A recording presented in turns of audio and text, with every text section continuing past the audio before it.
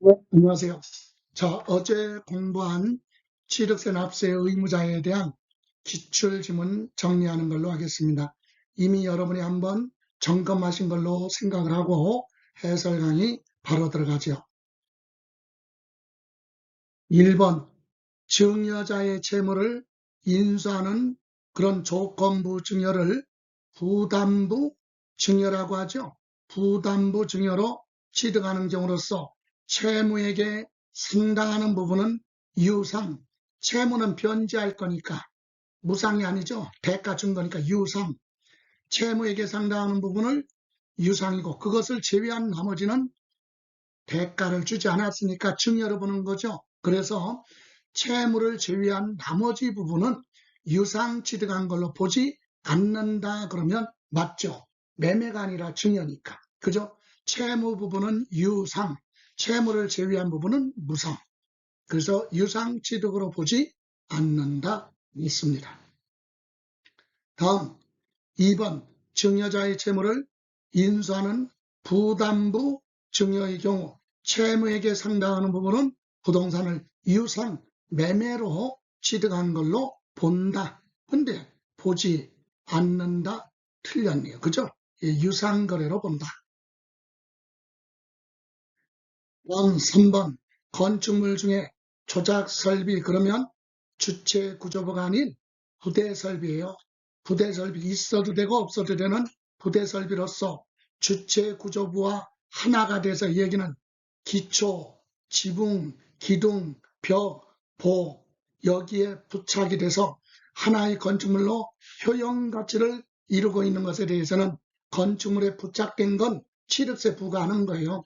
그때는 주체 구조부 취득자 이외의 자가 가설한 경우에도 다른 사람이 건물주가 아닌 다른 사람이 설치를 했을지라도 주체 구조부 취득자가 함께 취득한 걸로 본다. 그 얘기는 부대 설비 설치한 사람과 주체 구조부 취득자가 함께 취득했다. 그런 뜻이 아니라 주체 구조부 취득자가 그 부대 설비, 조작 설비도 함께 취득한 걸로 보고 주체 구조부 취득자를 납세 의무자로 한다. 그 얘기입니다. 그래서 묻죠. 그래서 건축물에는 부대 설비를 누가 설치했던 주체 구조부 취득자, 기초, 기둥, 벽, 보, 지붕 이것을 주체 구조부라고 하죠. 그것을 가지고 있는 사람 건물주라는 얘기예요. 그래서 맞고 4번 법인의 주식을 주주 또는 사원으로부터 취득, 그러니까 회사를 설립할 때 취득, 회사로부터 직접 취득한 게 아니라 주주나 우리 사주 사원으로부터 취득해서 지방세법의 과점주주가 됐다 얘기는 총주식의 비상장법인의 주식을 취득해서 50% 초과했다 그 얘기예요. 과점주주가 됐다, 비상장법인의 주식을 50% 초과했다. 그때는 과점주주가 해당 법인의 부동산을 취득한 걸로 보고 취득세 납세 의무, 2차 납세 의무를 지는 겁니다. 맞아요. 5번 이미 과점주주가 된 주주가 해당 법인의 주식을 또 취득하여 해당 법인의 주식 총액에 대한 과점주주가 가진 주식의 비율이 증가. 원래 50% 초과해서 과점주주가 됐는데 그래서 취득세 냈는데 또 5%를 취득했다. 그럼 증가된 거 5%에 대해서는 추가로 납세 의무가 있다. 맞습니다. 5번 법인 설립 시 발행하는 주식을 취득함으로써 지방세 기본법의 과점주주, 비상장 법인의 주식을 취득해서 50% 초과했으면 과점주주인데 중요한 건 법인 설립 시 취득이잖아요. 이렇게 해서 과점주주가 된 건 이중부가 위헌 소지가 있기 때문에 취득한 걸로 보지 않습니다. 중요한 건 법인 설립 시 취득은 취득했어도 취득세 납세 의무가 없다. 취득한 걸로 보지 않습니다. 납세 의무가 없다는 거. 그죠? 과점주주라 하더라도 설립시 취득은 납세 의무가 없습니다. 예. 다음 7번 과점주주 집단 내부에서 주식이 이전되었으나 과점주주 집단이 소유한 총주식의 비율에 변동이 없는 경우에도 취득세 납세 의무가 있다. 틀렸습니다. 납세 의무가 없다. 변동이 없으니까 납세 의무가 없다. 이 얘기요. 여러분, 과점주주는 본인이 50% 초과했으면 본인이 과점주주야. 그런데 본인과 배우자, 직계조미석, 형제, 자매, 친인척 다 합쳐서 50% 초과했을 때도 과점주주예요. 그러니까 한 사람이 될 수도 있고 특수관계인 합쳐서 과점주주가 될 수 있죠. 그런데 이를테면 아버지하고 어머니하고 아들이 합쳐서 50% 초과했어. 그럼 세 사람이 합쳐서 과점주주야. 근데 그 과점주주 내부에서 배우자하고 아들이 가지고 있는 주식을 남편이 다 취득했어요. 그래서 내부적으로 주식의 변동은 있지만 전체 비율에는 증감 변동이 없죠. 그럼 납세 의무는 없다는 얘기, 그 얘기하는 겁니다. 아버지, 어머니, 아들이 합쳐서 과점주주인데 어머니 주식을, 아들 주식을 아버지가 다 흡수했다 하더라도 전체적으로 봤을 때는 지분 변동이 없죠. 그럼 납세 의무는 없다. 8번 갑소유 미등기 건물의 을이 채권 확보를 위해서 법원의 판결에 의한 소유권 보존 등기를 갑의 명의로 등기하는 경우 취득세 납세 의무는 갑에게 있다. 맞죠? 예, 갑의 명의로 등기했으면 등기 권리증에 갑의 이름으로 기재되니까 기재된 사람이 내는 거예요. 납세 의무 맞습니다. 이 얘기는 채무자인 갑이 자기 채무자, 자기 부동산에 소유권 보존 등기 안 하고 있어요. 근데 을이 돈을 빌려준 채권자가 저당권 등기하려고 하는데 보존 등기 안 되어 있으니까 저당권 등기 못 하잖아요. 그러니까 불안하니까 법원에 제소를 해서 갑이 채무자가 건물 가지고 있는데 건물 지어놓고 소유권 보존 등기를 일부러 고의적으로 안 하고 있어서 내가 저당권 등기 못해서 나 불안해서 못 살겠다. 이거 내가 대신하면 안 되겠느냐라고 법원으로부터 소를 제기해서 판결받았어요. 이것을 우리는 민법의 채권자 대위권이라고 하죠. 채권자가 채무자 위치에 가서 대신 등기 신청을 하겠다. 그럼 등기 신청할 때 갑의 부동산이니까 갑의 이름으로 소유권 보존 등기 신청을 하는데 신청은 을이 했어요. 을이 했어도 등기 권리증에 기재된 건 갑이잖아요. 그럼 갑이 납세 의무자가 된다. 있습니다. 9번 주택법에 따른 주택조합이 여러분 신탁재산하고 주택법의 주택조합하고는 틀려요. 주택조합이 뭐예요? 주택을 취득할 사람이 모인 사람들이 주택조합이에요. 그래서 조합원용으로 취득하는 조합주택용 부동산은 조합원한테 줄 거니까 조합원이 취득한 걸로 본다. 조합원용 부동산은 조합원이 취득한 걸로 본다. 맞습니다. 그럼 가로 안에 조합원한테 귀속되지 않는 부동산 제외, 그건 조합이 내야지. 그러니까 조합원한테 주는 거 말고 일반 분양하는 건 조합이 내는 거예요. 그러나 조합원한테 나눠주는 건 조합원이 취득세 내고, 참고로 조합원은 소유권 보전 등기 대상이다. 소유권 이전이 아니라 보전 등기. 예, 이렇게 해서 9번은 맞습니다.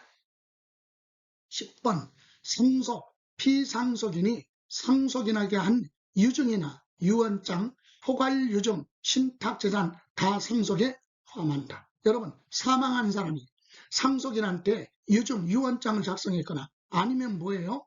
신탁법에 재산을 맡겨놓고 사망했다. 그거 전부 다 상속 재산이지. 그래서 상속으로 인하여 취득하는 경우, 여러분 유증은, 유언장은 살아생전에 계약을 체결했죠. 그죠? 주겠다고 유언장 작성했는데 사망한 후에 효력이 발생하죠. 그래서 우리는 사인증여도 다 상속으로 가는 거예요.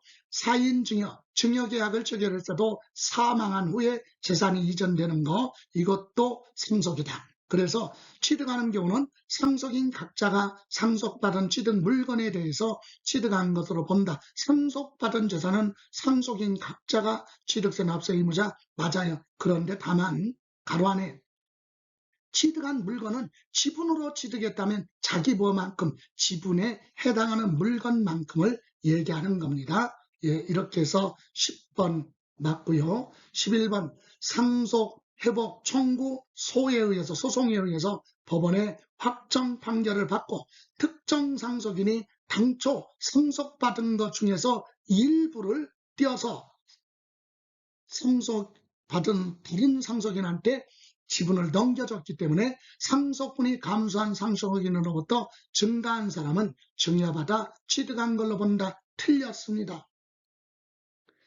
이 얘기는 상속받은 재산에 대해서 상속 등기하고 나서 당사자들이 합의에 의해서 지분을 넘겨줬고 넘겨받았다면 그건 별도로 증여로 보고 취득세 부과하고 증여세도 내야 돼요. 그런데 법원의 판결로 인해서 소유권이 이전되는 경우는 새로운 취득으로 보지 않습니다. 확정 판결로 지분을 넘겨받은 경우는 증여받아 취득한 게 아니라 취득으로 보지 않는다. 별도로 취득세 부과하지 않습니다. 12번 부동산의 승계 취득은 민법 등 관계법령에 따라 등기해야 되는데 등기를 하지 아니한 경우라도 사실상 취득하면 소유권을 취득했다면 취득한 걸로 보고 그 부동산의 양수인 취득한 사람을 취득자로 한다. 그 사람이 납세 의무자다. 맞죠? 등기 안 했어도 사실상 취득, 그러면 소유권 넘겨받았으면, 소유권 취득했으면 매수인 양수자가 취득세 납세 의무자가 되는 겁니다. 자, 이번에는 13번. 도시개발법의 환지 방식으로 도시개발 사업이 시행이 된 다음에 지목이 사실상 변경됨으로써 가액이 증가되는 경우는 환지 계획에 따라 공급되는 환지 계획이 뭐예요? 옛날 땅 주고 새로운 토지 되돌려받는 것은 누가? 조합원이 되돌려받는 거죠. 조합원이 취득세 내고 공사비 대가로 받거나 메꾸는 거, 채비지, 보류지에 대해서는 사업 시행자가 취득한 걸로 보기 때문에 13번은 바뀌었어요. 틀렸습니다. 자, 환지 계획에 따라 옛날 땅 주고 사업이 끝난 다음에 지목 지번이 바뀐 새로운 토지를 환지, 되돌려받는 건 사업 시행자가 아니라 누구야? 조합원이에요. 조합원이. 그리고 채비지는 누가? 사업 시행자가 취득한 걸로 본다. 뒤바뀌었지, 앞뒤가. 자, 이렇게 해서 13번 틀렸습니다. 자, 이렇게 해서 오늘까지 해서 취득세, 납세 의무 설명과 그 다음에 기출문제 다뤄봤습니다. 자, 오늘이 2024년도 찐년 이 마무리를 잘, 남은 시간 몇 시간 안 남았으니까 마무리 잘 하시고 2025년 청사년, 그죠? 을사년이라고 그러죠. 그래서 청색이 추구하는 것은 새로운 것, 신비로운 걸 얘기하고 상징하는 거고, 우리 뱀은 지혜라고 그러잖아요. 이게 결합돼서 우리 청색 뱀띠니까 여러분이 도전하는 일이 모든 게 이루어지는 한 해가 될 것을 기원하고, 그런 새해를 맞기 위해서 올해 하루를 남은 거 마무리 잘 하시고 다음 시간에 뵙겠습니다. 고생하셨습니다.